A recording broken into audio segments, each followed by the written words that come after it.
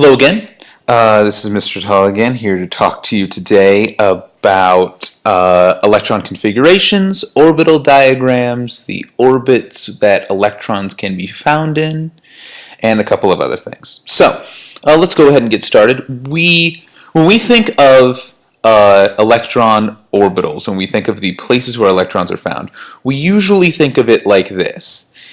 And, I mean, this isn't a terrible way to describe electron orbitals of the atom, to describe where the electrons can be found. But sadly, it just isn't entirely accurate. It's very convenient for us to talk about it this way, when we're talking about electrons being excited and jumping to higher quantum levels and jumping back down and releasing photons of light, like we just talked about when we talked about atomic emission spectrum. All of that it's a very convenient way to think about it in this way, like in this picture that you see in front of you. This is a very convenient way to think about it. It's just sadly not necessarily true. It's a little bit more complicated than this. Electron orbitals actually look more like this. So if you were to look around the nucleus of an atom, you would actually find electrons flying around the nucleus in little shapes like this. Now, okay, so this may seem a little crazy right now. Just give it a second; it will make sense soon. Why do they look like this? Why do electrons fly around the nucleus in these weird shapes? Well, let's think about what an electron is. An electron is negatively charged. Electrons don't like to be next to each other because like charges repel each other. But the thing is, they are attracted to the nucleus. But a negatively charged electron does want to be near the positively charged nucleus. And so, because since they exist in 3 dimensions, they try to get as far away from each other and still stay close to the nucleus. And because of this push and pull that you have, they fall into these weird shapes that you just saw on the slide before.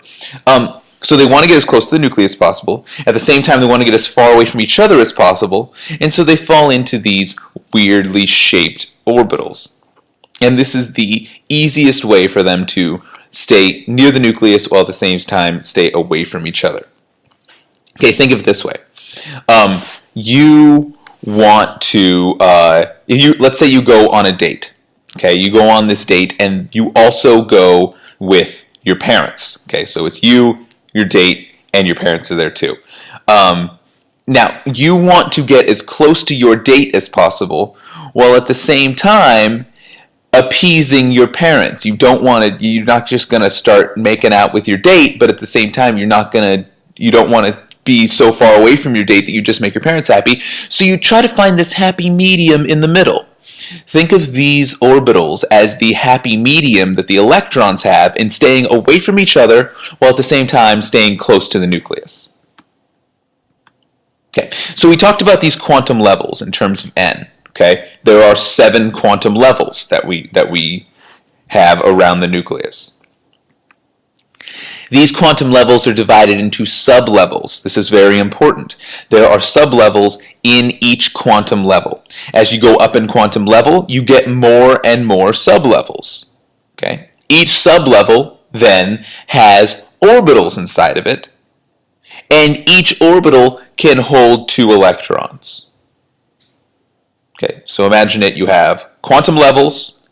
In those quantum levels are divided into sublevels, and those sublevels contain orbitals, each of which contain 2 electrons. So this is a nice little chart summarizing the quantum level, breaking down into sublevels, breaking down into orbitals, and the total number of orbitals found inside the quantum levels. So, in quantum level 1, the quantum level closest to the nucleus, you have one sublevel, the s sublevel. Okay? There is one orbital in the s sublevel. In the s sublevels, you only find one orbital. So you can only have 2 electrons in the s sublevel, because each orbital can hold 2 electrons. And the total number of orbitals in quantum level 1 is just 1. You just have one s quantum sublevel. Okay. Quantum level number 2. You have two sublevels, s and p. Now s, as we said before, has only one orbital, but p has 3 orbitals in it. So you have a total number of 4 orbitals in quantum level 2. In quantum level 3, you have 3 quantum sublevels, s, p, and d. So now we have an added sublevel of d. S, again, can only contain 1 orbital. P has 3 orbitals, again. And the d orbital actually has 5, the d sublevel actually has 5 orbitals, for a total of 9 orbitals. So how many electrons can be held in quantum sublevel number 3? That would be 9 times 2, which equals 18 electrons. You have 9 orbitals. Each of them can hold 2 electrons, so you can hold 18 electrons in quantum level number 3. And then quantum levels 4, 5, 6, and 7 have, same as before, s, p, and d orbitals containing 1, 3, and 5 orbitals respectively. And then there is the f sublevel, which contains 7 orbitals. The 4th, 5th, 6th, and 7th quantum level have a total number of 16 orbitals in each of them, for a total of 32 possible electrons in each of those quantum levels. Now, okay, we're going to move on from this. It will make more sense in just a moment. So, what does an s orbital look like? An s orbital is actually just a sphere. So, as we saw before, in quantum level number 1, we have an s sublevel. The s sublevel looks like this. The electron is found in this space. Okay? And only 2 electrons can exist in this space. So imagine this. Looking from the left to the right, we can see that little orange circle on the left. That is what the 1s sublevel would look like. So this is the s orbital. This is the 1s orbital in the first quantum level. Okay? If you move just to the right of that, you can see quantum level number 2's s sublevel. It fits around quantum level number 1's s sublevel. And then if you go to a little bit more to the right, you can see quantum level number 3's s sublevel fitting around quantum level number 2's s sublevel, which fits around quantum level number 1's s sublevel. And it would keep on going outward from here to quantum level number 4's s sublevel, and further and further and further. Now, here are the p orbitals. Okay, so we said that there is 1 orbital found in the s sublevel. Well, there are 3 p orbitals found in each p sublevel, and they go in 3 different directions. Now, look at this. Look at this p orbital. It's a weird shape, right? It looks like a hourglass or a dumbbell. Okay, big on the outsides, tapering off towards the center. Why would it look like this? Well, remember, this orbital is meant to keep the electrons far away from each other while at the same time keeping the electrons close to the nucleus. And so, if you put all of these orbitals on top of each other, they touch each other as little as possible, which means that the electrons inside of them are staying away from each other. This is the best way for electrons to stay away from each other and at the same time get close to the nucleus. Look at how they've got the nucleus surrounded. Now, as you can see in the note on the bottom, there are 3 p orbitals in each sublevel, each p sublevel. Each orbital can hold 2 electrons for a maximum of 6 electrons. Now, the first shell doesn't have a p orbital. The first shell only has an s orbital, as we saw in our chart back here. So, moving on. The d orbitals.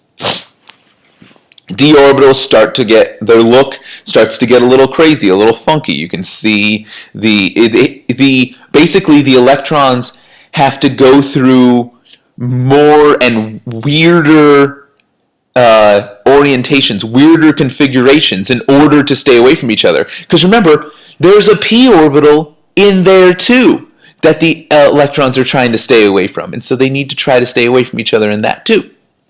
There are 5 d orbitals. They each, again, contain 2 electrons each for a maximum of 10 electrons. The first and second shells do not have d orbitals. You don't get d orbitals until the 3rd quantum level. And then here's where it really gets crazy. Remember, these ones have to jump through a lot of hoops because they have the s, p, and d orbitals inside there, and so they gotta really work hard to stay away from the other electrons. There are 7 f orbitals, as you can see right here. 2 electrons are found in each for a maximum of 14 electrons. You don't find f orbitals until you get to the 4th quantum level. Okay.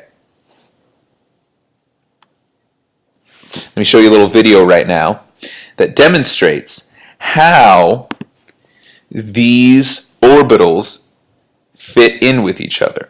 Okay, so here we go. Here, imagine in the center of these 3 axes, we have the nucleus. Here is the 1s sublevel. So remember, you only have 1 sublevel, which is the s sublevel in the 1st quantum level, and it has 1 orbital. Here is 2s. You can see it's a larger sphere fitting around the 1s sublevel. Here's the first p sublevel in the 2nd quantum level. Here's the second. You can see it's going out of its way to try to avoid the other p orbital as well as the s orbital. It's just trying to stay away from all the other electrons while getting close to the center. And here's the 3rd one. And they're all fitting in there very nicely.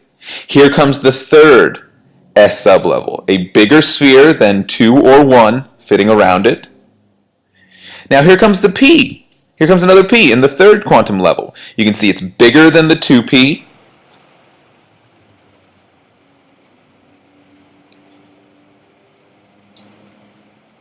This video doesn't get to it, but if we had the 4p sublevels, 4p orbitals, we would have even larger than this. It would be even bigger dumbbells than that. Here's 4s coming in. You can see bigger than 3s, 2s, or 1s fitting around there. And then here's the 3d sublevels. So we have 5 d orbitals. And here they are in the 3rd quantum level. Here's the 2nd one. Here comes the 3rd one. Moving in. You can see that it's fitting right in with the other d sublevels and avoiding the space that they take up. Because remember, these electrons are avoiding each other. Trying to stay away from each other and stay close to the nucleus. And look, it's getting pretty crowded in there. It doesn't go on to the f sublevels here, but if it did, the f sublevels would have to go through some pretty big gymnastics to get around these d orbitals. You can see the ones flashing right now are all of the d orbitals, so you can see all of those. And we have all of the s and p orbitals fitting inside there. They're all overlapping. Okay. So I hope that gives you a better idea of how these orbitals fit in with one another. So here's a nice little summary of all the orbitals. Here are all of the s orbitals. Remember, s orbitals are from quantum level 1 up to quantum level 7. Here are the p orbitals. You can see on the left-hand side over here, you can see there are 3 p orbitals in the 2nd quantum level. And then you move over to 3 p orbitals in the 3rd quantum level that fit around the orbitals in the 2nd quantum level. You just get bigger. And it keeps on going all the way up to 7. You only find p orbitals in quantum levels 2 through 7. You don't find it in 1. Here's all of the d orbitals. Okay? Again, d orbitals start in the 3rd quantum level. And you can see here is one of the d orbitals in the 3rd quantum level. And if you go to the 4th quantum level, you can see that the orbital in the third quantum level fits inside of the orbital in the fourth quantum level. And they avoid each other. And then here are the f-orbitals. And you can see that f-orbitals only exist in the fourth quantum level and above. Alright, now you see all these weird shapes? It looks a little crazy. Well, what do these shapes actually mean? Well, here's what it is. Electrons move fast. They move really, really fast. 2,200 kilometers per second. And they're constantly moving. They never stop. So the shape of the orbitals is actually the space where you will find the electron in that orbital 90% of the time. Think of it this way. If you tried to enter my room, if you tried to enter a room where I was moving at 2,200 kilometers per second, and I was constantly moving around that room, I would be moving so fast that it would almost seem like I was everywhere in that room at once. Like if you tried to stick your hand into the room, you might hit me at any given moment because I might be there enough. Think of it like if a fan is spinning and you try to put your finger in where that fan is, that fan might as well be a wall because it's spinning so fast that no matter when you put your finger in there, you'll hit the fan. And that's how electrons work. They move in these particular spaces around the nucleus, and they move so fast that they actually fill up that space with just the tiny little electron because they're moving so fast that if you tried to put your finger in there, if you could shrink down to the subatomic particle size, and you tried to put your hand inside of that orbital, you would hit the electron. It would feel like a wall of electron, even though there's not a bunch of electrons in there. There's only a few of them moving really, really fast. In fact, if you look at the picture at the bottom of the screen right now, you can see this is actually a picture it's actually 50,000 pictures overlapped on one another of where the electron was in a p orbital at any given time. So just imagine like somebody standing there with a camera and taking 50,000 pictures and then overlapping them all on top of one another. You can see that the electron is found in a particular space most of the time. And you can see it's in these two little circles. What do those two little circles look like? They look like a p orbital, that barbell orbital that we saw before. And that's what the shape means. That shape means is that this is where the electron is found 90% of the time. You can see that there are a few dots on the outside. They jump around. They jump outside of the orbital every once in a while. But most of the time, those two electrons in the p orbital are found in that particular space. So that's what the orbital means. That's what that shape is. That's what these weird shapes are. These are all areas where you find the electron in that orbital most of the time. Imagine it like this. I used to live near Woodbridge. I used to live in an apartment right across the street. And so I lived there for 2 years. And in those 2 years, if you were to make a Mr. Atala orbital, it would probably look like this.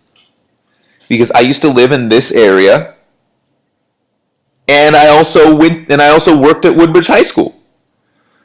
And so probably during that time, about 80 to 90% of the time, I spent in these two places. And so this would be my orbital. Okay? The same way with an electron, that the orbital is the space where you find the electron 90% of the time. So this brings us to orbital diagrams. We have these quantum levels. Those are divided into sublevels. Those sublevels contain orbitals. Let's figure out how to express these, where these electrons are without having to draw those goofy shapes that we saw before. Well, how we do it is with orbital diagrams. We're going to zoom in on these first 4 quantum levels. Okay, there are rules in how you fill up orbitals. So how you fill up orbitals with electrons, there are rules to this. So every element has a certain number of electrons. We want to show where those electrons are. Well, first thing is all electrons are expressed as arrows. you can either express them as an up arrow or a down arrow. Now, there are rules in how you fill the orbitals. Rule number 1, the lowest energy levels are filled first. So you can see that we just filled up the 1s orbital. Filled up the orbital in the quantum level 1 in the s sublevel. Rule number 2, always up arrows before down arrows. So, up arrow, down arrow. We've now filled up 2s. Now we move on to 2p. Up arrow. Now you may think, let's put a down arrow in. No, no, no. Because we need to fill it completely with up arrows. Now we can fill it with down arrows. Okay? Always up arrows before down arrows. Now we go to 3p. Again, up, up, up, down, down, down. Now we have filled up the 1s orbital, the 2s orbitals, 2s orbital, the 3 2p orbitals. Remember, there are 3 orbitals in the p sublevel. We filled up all 3 of them in the second quantum level. Then we moved on to the third quantum level and filled up the single s orbital and the 3 p orbitals in the third quantum level. Now, what do you think is going to get filled next? Do you think it's going to be 3D or do you think it's going to be 4s? Well, here's where it gets a little tricky. It is not 3D. It actually fills up 4s first. Okay, then we move on to 3D, all the up arrows, then the down arrows, and then once we filled up the 3D orbitals, we can now fill up 4p. Okay. How do these fill up? Why is that order the way that it does it? Well, here is how it goes.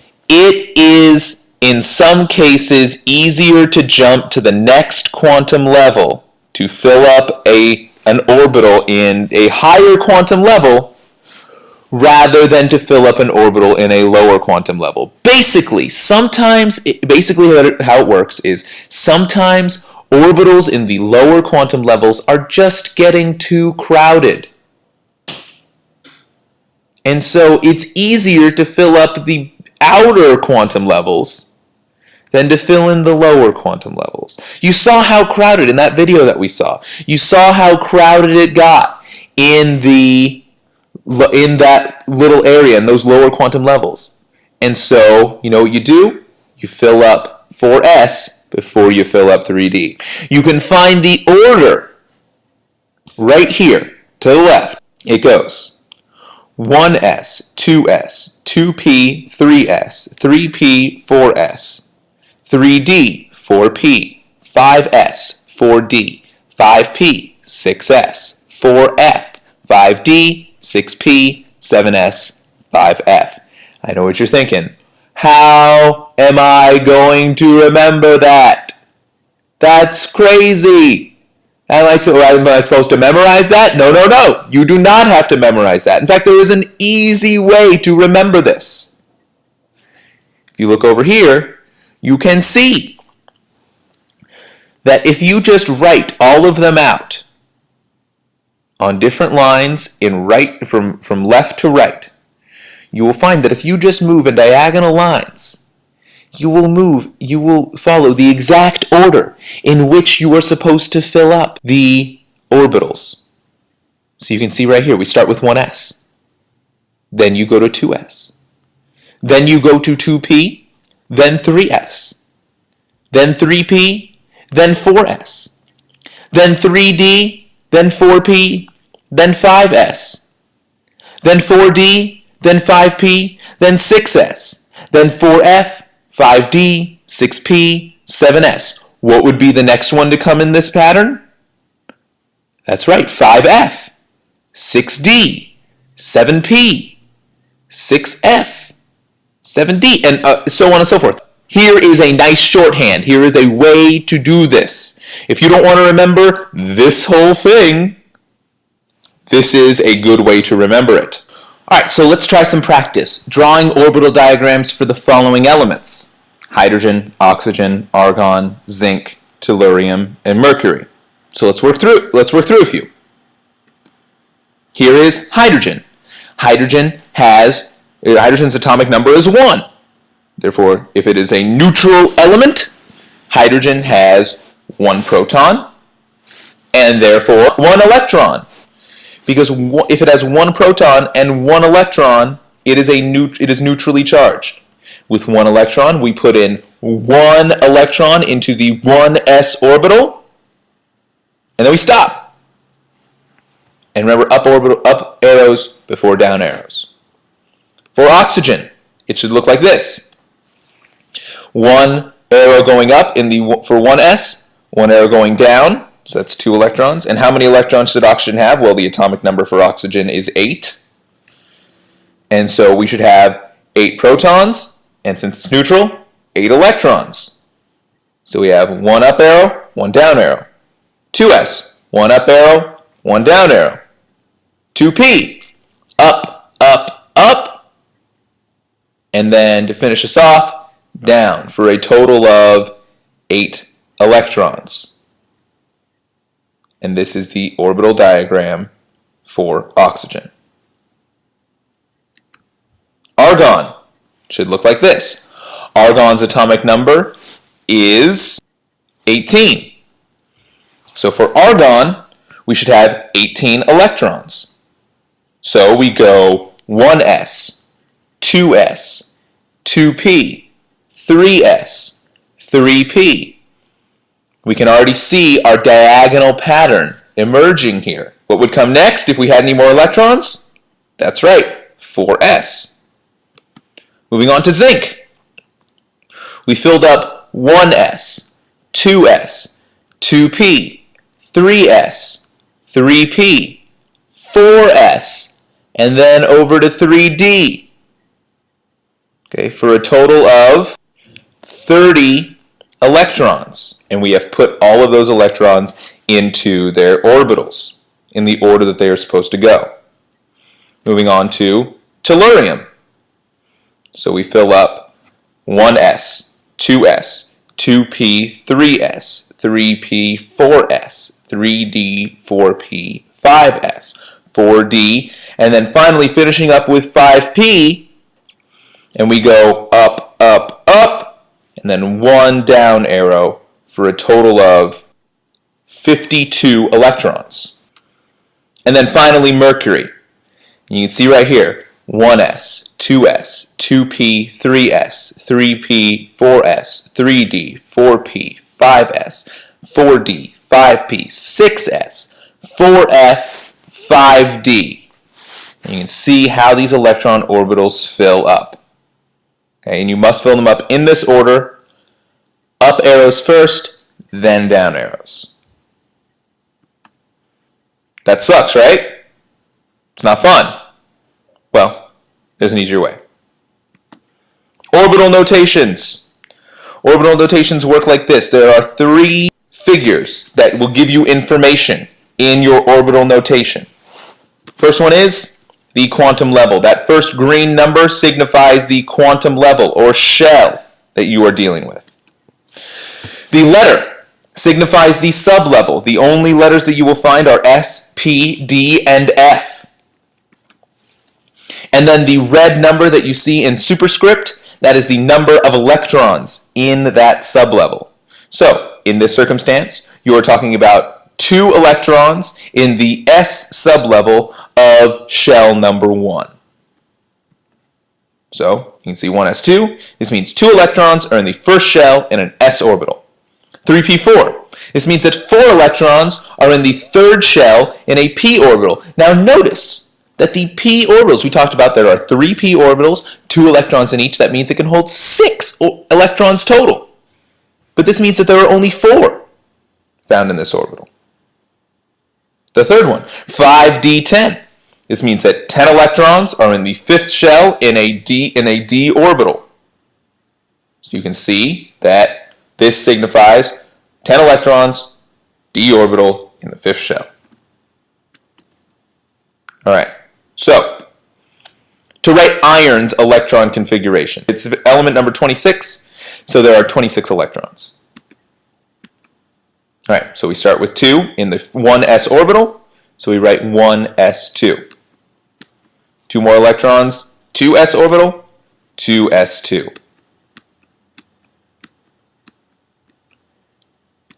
2p6. You can see that we filled up the 2p orbitals. So that has 6 electrons in the second shell in the p orbitals. 3s2. 3p6. We're not done yet. We only have 16 electrons so far, and we need to get to 26. So we keep going. 4s2.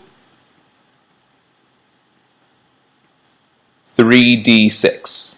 So instead of writing out all these arrows, we can just write out this electron configuration.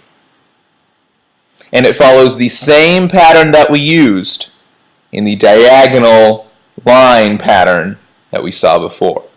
So, write electron configurations for the following elements. They are the same ones that you did before.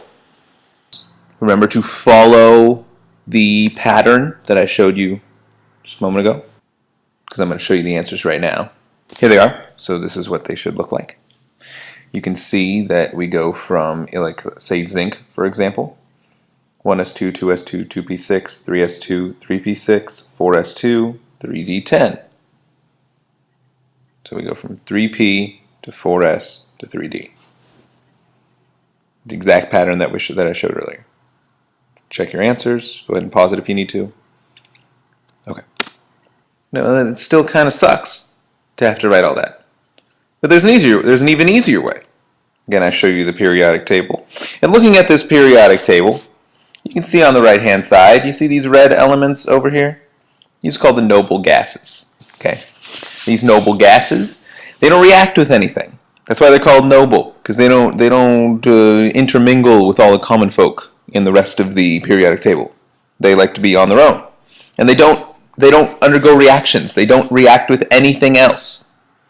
And so, but they are used in a very useful way when doing these electron configurations. And it's called noble gas notation. Noble gas notation. You can represent the electron configuration for a noble gas using brackets. So instead of having to write 1s2, instead you can write He, helium, the symbol for helium, in brackets. So helium is 1s2. The electron configuration for helium is 1s2, but you can substitute 1s2 by just writing in helium. Now it may seem like, why would I want to substitute that in? That doesn't save me any time, but it will if you go a little further along. Neon, the electron configuration for neon is 1s2, 2s2, 2p6. You can replace all of that just by writing in Ne in brackets. Argon the same way. You could save yourself the time of writing 1s2, 2s2, 2p6, 3s2, 3p6. You can save all that time just writing argon in brackets. Same thing with krypton, and so on and so forth. You can do this with any noble gas. So, iron. Iron has the electron configuration of 1s2, 2s2, 2p6, 3s2, 3p6, 4s2, 3d6. But if we move backwards through the periodic table and find the nearest noble gas, we can move on back, all the way back up to, argon! And so, we're on argon. Now, if we look at argon, we can actually substitute its electron configuration by just putting argon in brackets. And the electron configuration for argon is 1s2, 2s2, 2p6, 3s2, 3p6. All of that can be gone, and you can just write it like that. Argon, 4s2, 3d, 1, 2, 3, 4, 5, 6. And we find iron. Alright, I'm going to show you a little trick right now. Now, looking at this. This is all of the orbitals. Remember the ones I showed you earlier? This is them, but they're organized. It's all the orbitals. Electrons are found in these orbitals. What does this look like? That's right, it looks like the periodic table. So, you look at this, it looks like the periodic table. There's something being told to you here. Here is the periodic table. The periodic table doesn't actually look like this. I'm going to tell you a little something right now, and I want you to keep it in mind for later. So this is not actually what the periodic table looks like. What the periodic table actually is supposed to look like is this. The only reason why it looks like this is so that it will fit on a piece of paper. Like, honestly, I'm telling you the truth right now. Like, this is honestly just a space-saving method of organizing the periodic table. This is really how it looks. So these elements right here, these gray elements, they actually fit into the periodic table in this place, in this spot. I'm going to show you a little trick right now. Instead of having to remember that whole slanty thing that we talked about before, the periodic table does it for you. It's already there. All you got to do is look right here. Look at all these elements right here. Those are called the s block. That's where all the s-orbitals are. That's where all of them end in the s-orbitals. Right here, these gray ones, those are the f block. Those are your f-orbitals. Over here, these are your d block. Those are your d-orbitals, and over here, these are your p block. Those are your p-orbitals. And you can see them all. Let's go through them. 1s1, 1s, 2s, 3s, 4s, 5s, 6s, 7s. Let's move over to the p's. Remember, p-orbitals don't start until the second quantum level, and so we're going to start with 2p. So all of these are 2p, 3p, 4p, 5p, 6p. Alright, then we move over to the d's. Remember, d-orbitals don't start until the third quantum level, so we start with 3d, right here, 4d, 5d, 6d. And then we move on over to the f block. Remember, f orbitals do not start until the fourth quantum level. And so we got 4f and 5f. So this makes it much easier because look at how we do this. Okay, so let's do, again, that electron configuration for iron. We got 1s2, 2s2. Over here, we got p, 2p6, 3s2. 3p6. Oh, we go down here, we got 4s2. We're in the right order. Then we go over here, we're in the D. We got 3d. 3d, 1, 2, 3, 4, 5, 6. And we're there. If you just follow the periodic table, you will get there. It shows you exactly the order that we see here. We just got to know how to use the periodic table. I want you to write noble gas abbreviated electron configurations for the following elements. You should go ahead and pause it right now. I'm going to show you the answers in just a second, so you could go on to that and see how to do the first couple, and then try the rest of them on your own. But right now, you should go and pause, do it. So here are your answers that you should find. All right. Ions. Let's take a moment, because if we're going to talk about electrons, we got to take a moment and talk about ions. Ions are charged atoms. Okay, we talked about atoms. Atoms have an equal number of protons and electrons because they are neutrally charged. Ions are charged atoms. That means they don't have an equal number of protons and electrons. Their number of protons are not equal to the number of electrons. So, if the number of protons is greater than the number of electrons, you got a positive charge. If the number of protons is less than the number of electrons, you got a negative charge. So imagine counting. All right, so you got 5 protons, you got 4 electrons, you got 5 pluses, 4 minuses. What is your charge? It's positive. You got a 1 plus charge. If you've got 4 protons and 5 electrons, that means you got 4 pluses, 5 minuses. What's your charge? You got a 1 minus charge. You got 1 more minus than you do pluses, and so you got a negative charge, 1 negative charge. There's a particular notation for this. So, see the X with the Y superscript? The X represents the element symbol. The Y represents the charge. And so the X could be carbon, C for carbon, O for oxygen, N for nitrogen, could be any element symbol. The Y could be 1 negative, 1 minus, 2 minus, 2 plus, 3 plus, any charge that is on that element. If it is 3 plus, that means it has 3 more protons than it does electrons. So, for example, how many electrons do the following ions have? Lithium. Lithium 1 plus. Well, lithium's atomic number, look at your periodic table, is 3, which means it has 3 protons. With 3 protons, if it has a 1 plus charge, how many electrons is it going to have? It's going to have 2. That's right. Because if you have 3 protons and you have a 1 plus charge, that means you have 1 more proton than you do electrons, which means the number of electrons is 2. All right, now, polonium, PO. Polonium, how many protons does polonium have? Well, the atomic number for polonium, if you look at your periodic table, is 84.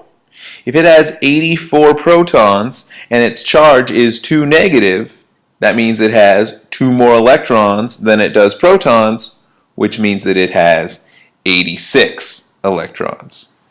Okay.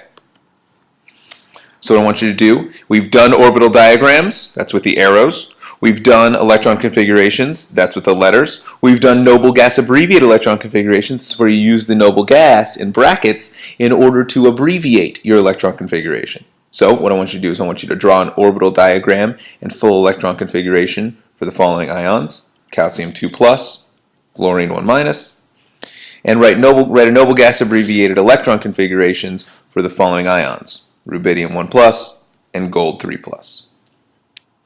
Answers here for calcium 2 plus electron configuration. We're going to have 1s2, 2s2, 2p6, 3s2, 3p6. And that's it. Because calcium has an atomic number of 20, which means it has 20 protons. And it's got a 2 positive charge, which means it has 2 more protons than it does electrons, which means how many electrons does it have? 18. And if you look at these, we have 1s2, that's 2, 2s2, 4, 2p6, 10, 3s2, 12, 3p6, 18. 2 less than 20.